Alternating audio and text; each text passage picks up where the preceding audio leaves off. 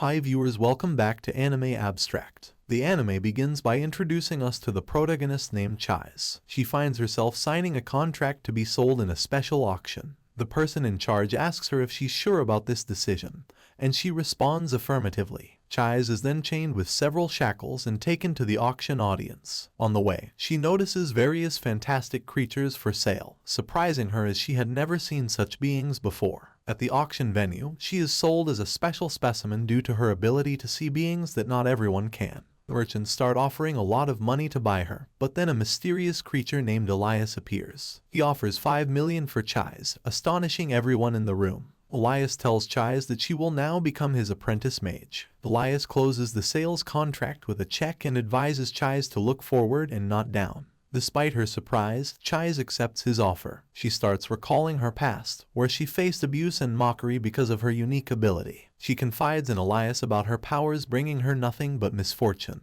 but he reassures her and hopes she will someday be proud of her abilities. Elias uses teleportation magic to send both of them to his small house in London, leaving Chise amazed. He removes her shackles and tells her that she belongs to a rare race called Sleighbaggy, magicians who attract magical beings and can generate and absorb vast amounts of magic. However, this power leads to a short lifespan. Elias decided to train Chise to control her powers, as their race is in danger of extinction. And after a few days, we see the Chise waking up in her room. Suddenly, Silky appears in her room with some clothes for her. After changing her clothes, the Chise is led to Elias by Silky. There, Elias reveals to the Chise that she was asleep for 2 consecutive days. This surprises the Chise. Elias explains that she had accumulated a lot of exhaustion over the past few years. He then invites her to have a meal with him. During the meal, Elias informs the Chise that he has prepared the honeymoon trip. Subsequently, Elias decides to take the Chise to the city to meet a friend of his. On the way, the Chise is astonished to see that Elias has changed his appearance. He explains that he used magic to avoid drawing attention on the streets. They both enter a small bookstore, which turns out to be a front. Then, they enter the back of the store, where the Chise meets a mage named Angie. Angie becomes angry with Elias upon learning that he purchased the protagonist. She asks for some time alone with the protagonist. Angie introduces herself as a magical artisan who creates tools and gadgets that use magic instead of electricity. While talking, Angie reveals a difference between sorcery and magic. Sorcery is a science that studies reality, allowing one to modify it using their own powers. Magic, on the other hand, is a miracle created with the help of fairies and spirits. The protagonist starts to think that magic might be easier than sorcery, but Angie warns her that magic is difficult to control as it depends on others. Angie shares a personal mistake she made years ago while practicing magic, which resulted in her right arm crystallizing. Angie advises the protagonist to take magic seriously. The protagonist then asks if Angie can also use magic, and she demonstrates by invoking her familiar fairy named Hugo. Angie gives the protagonist a gem that can change its shape and asks her to think of her favorite flower to practice. As the protagonist starts to remember her past in a field of flowers with her mother, Elias interrupts her. Elias asks Angie not to teach things to his apprentice. Angie notices that the protagonist created a small field with the gem. Curious about the protagonist's identity, Angie asks Elias who she really is. Elias reveals that she is a Sleighbaggy, which surprises Angie. Elias advises Angie to keep this information to a minimum. The protagonist apologizes for causing trouble in Angie's room and begins cleaning with a hammer and broom. After some time, Angie gives the protagonist various accessories as a gift. Then, the protagonist and Elias bid farewell to Angie and return home. On their way back, Elias asks about the protagonist's parents, and she reveals that her father disappeared and her mother passed away years ago. Arriving home, they are greeted by a priest named Simon. Simon is upset that Elias left without notifying him. The three gather in the living room, where Simon gives Elias 3 mission letters involving magic and curses. Elias receives the tasks, and he gives some medicine he created to Simon to help the people of the village. Simon suggests that the protagonist should learn medicine magic to help more people. The protagonist agrees and promises to study hard. Elias mentions that Great Britain is the land of magic, making magicians highly important there. During their honeymoon, Elias plans to complete the missions they received. After a few days, they arrive in Iceland, as there have been reports of increased dragon activity. However, a massive dragon appears and kidnaps the protagonist, as it seems to be controlled by a person in white. The person takes the protagonist to the land of the dragons. Once in the land of the dragons, the mysterious figure introduces himself as Lyndall. He notices that Elias has been hiding in the protagonist's shadow and asks him to stop concealing himself. It is revealed that Lyndall is Elias's master, making him much older than he appears. Elias informs the protagonist that Lyndall is the caretaker of the land of the dragons, responsible for keeping humans unaware of their existence. Several baby dragons appear before the protagonist and invite her to play. Lyndall asks her to play with them since he and Elias need to attend to some dragon-related issues. The protagonist agrees and starts playing with the dragonlings. During her time there, she encounters an elderly dragon named Nevin who is in his final moments of life. Nevin informs her that when dragons die, they turn into trees, surprising her. The protagonist asks if he feels any pain, to which Nevin responds that dragons do not fear death like humans and live life on their own terms to avoid regrets. She starts doubting whether she should continue living, but Nevin reads her thoughts and advises the living not to envy the dead. Nevin decides to show her the sky he once flew through and uses his remaining power to create a vision. Together, they fly towards the horizon, leaving the protagonist amazed. While she reflects on her life, Elias and Lyndall observe her. Lyndall mentions that the power of a sleigh beggy can harm its bearer, implying that the protagonist may have only 3 years to live. Elias assures Lyndall that he won't give up on her so easily. The vision with Nevin comes to an end, and he starts transforming into a tree. Before he does, he thanks the protagonist for flying with him in his final moments and suggests that all mages need a staff. He offers her the honor of using his branches to create her own staff. After his heartfelt gesture, Nevin dies and transforms into a majestic tree. Elias asks the protagonist if the sky Nevin showed her was beautiful, and she affirms it.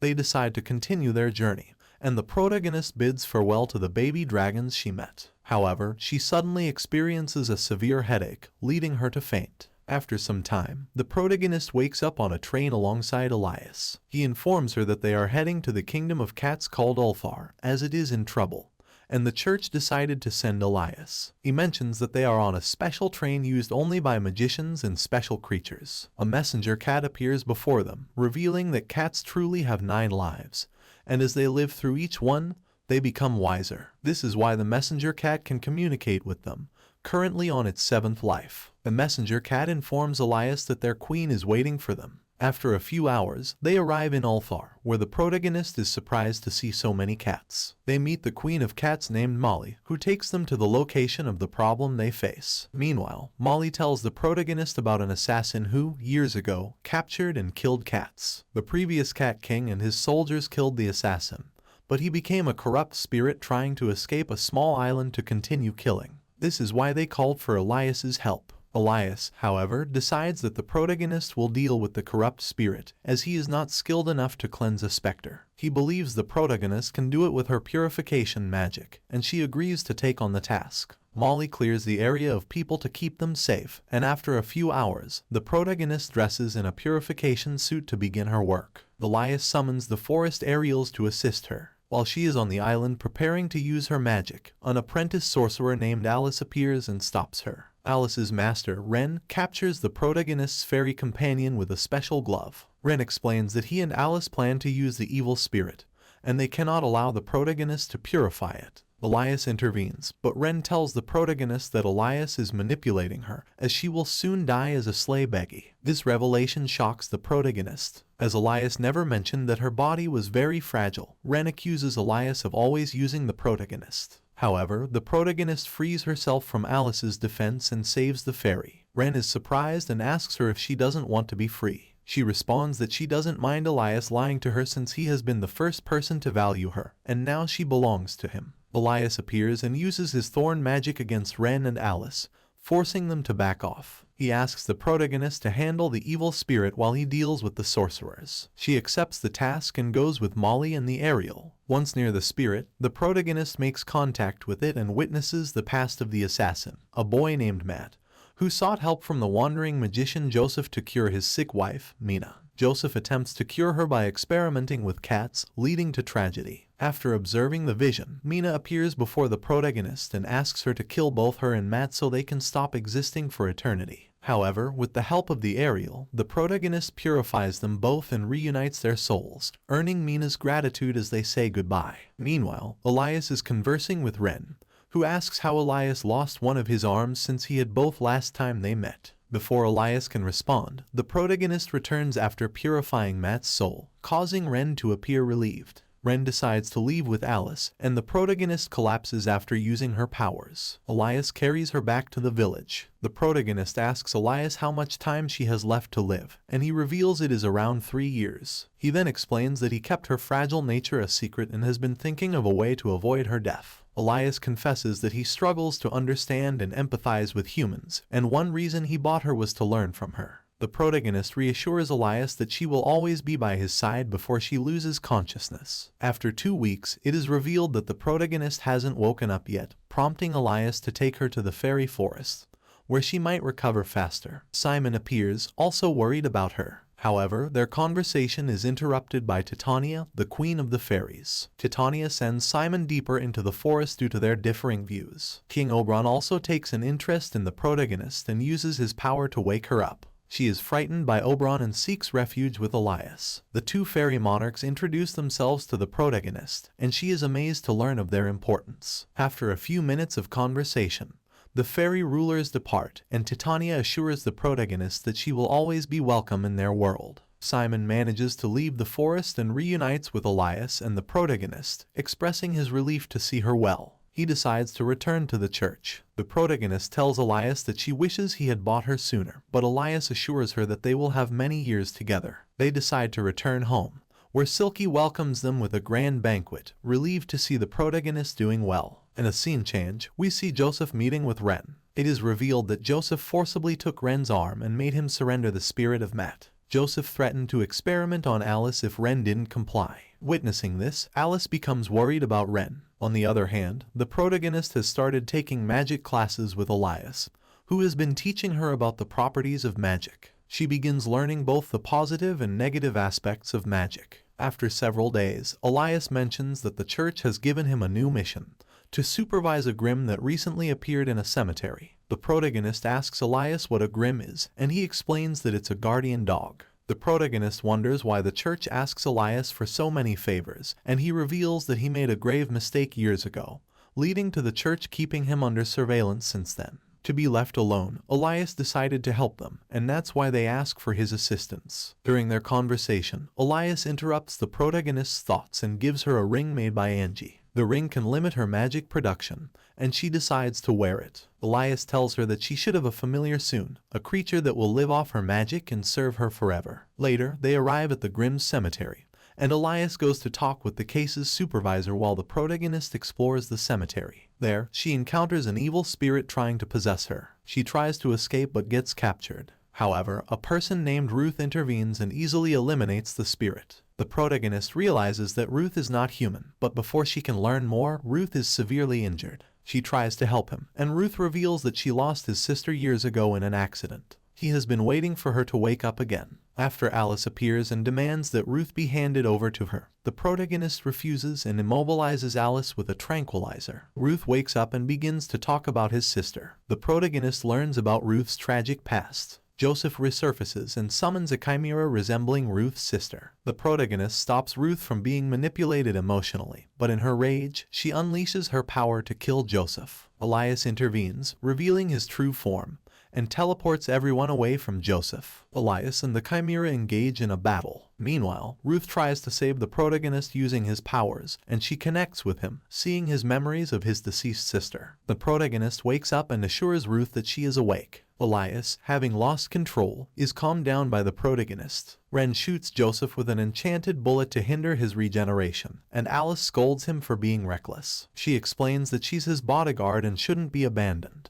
Joseph summons a chimera with Ruth's sister's face, but the protagonist intervenes, stating that it's not her sister. She reveals that she knows Joseph from the vision of Matt and becomes angry, trying to kill him. Elias stops her, reminding her that she can't change the rules of the world. An entity named Wisp appears and teleports them away from Joseph. Elias thanks Wisp, and the protagonist apologizes to Elias for using her powers recklessly. Wisp scolds Ruth for depending on the dead, and he reverts to his grim form. Ruth proposes a pact to become the protagonist's familiar, which will share his lifespan with her. After initially refusing, the protagonist accepts the pact, allowing her to control her magic better. Ruth kills Joseph's chimera, and Joseph retreats. Ren and Alice also leave the forest. Elias and the protagonist decide to return home, and she tells Ruth it's time to go back, realizing that she now has a new family. 2 weeks later, we see the protagonist taking a breath outside the house when Ruth surprises her. He has been going out lately due to his grim instincts. Silky calls them both to eat, and when the protagonist asks about Elias, Silky reveals he hasn't left his room in 2 weeks. The protagonist tries to get Elias to eat, but he tells her he doesn't need to. Ruth suspects that Elias's transformation might have affected him. The protagonist decides to let Elias rest and goes out with Ruth. They meet Angie, who has come to visit, and they explore the village together. The protagonist buys items for Silky, and Angie asks how she's been feeling. The protagonist lies but is exposed by Ruth. Angie advises her to trust others before she regrets it and thanks Ruth for caring. Later, the protagonist returns home, and Elias is still unavailable. Silky gives her money to entertain herself, and she goes out with Ruth again. They visit Joel's house, where they meet Red, a vampire. Red warns the protagonist not to mention her to Joel. The protagonist talks to Joel, who writes stories as a hobby. She reads a romance story inspired by a moment with Red years ago. Joel briefly sees Red again, thinking it's an illusion. Afterward, Ruth communicates with her telepathically, saying he found Elias. The protagonist rushes to the forest and finds Elias near a small lake. She expresses her concern,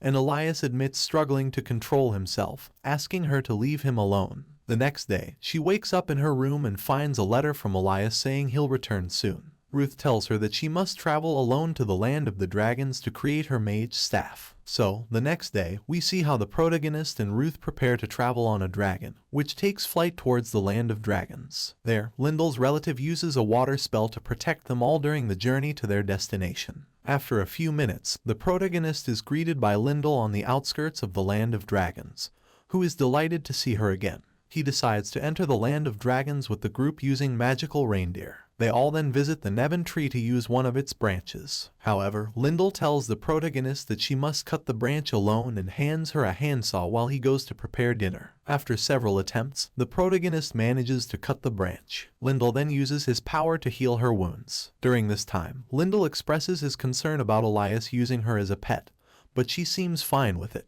The protagonist explains that Elias is the only one who has stayed by her side, which is why she doesn't pry into things he doesn't want to tell her. Upon hearing this, Lyndall decides to share the story of how he met Elias hundreds of years ago. He was a nomad traveling all over the world, and one night, he decided to keep watch in a snowy area due to the presence of dangerous wolves. That's when he found Elias, who was unconscious and starving. Lyndall took care of him until the next day. Elias, suffering from memory loss, couldn't tell Lyndall who he was. So, Lyndall took him to his master, Rahab, using an ancient technique with a guiding branch. They arrived at Rahab's house, where Elias transformed into a smaller version of himself to fit inside. Rahab kindly received them and mentioned that Elias is close to being a fairy but also has human aspects, so she's unsure of what he truly is. Rahab then decides to adopt Elias as her pupil, surprising Lyndall. Elias initially considers leaving, but Lyndall stops him and ultimately accepts Elias as his son and disciple. Rahab names him Elias and gives him a special collar, leaving Elias amazed by her kindness. That's it for this part. Please like and subscribe our channel for next part.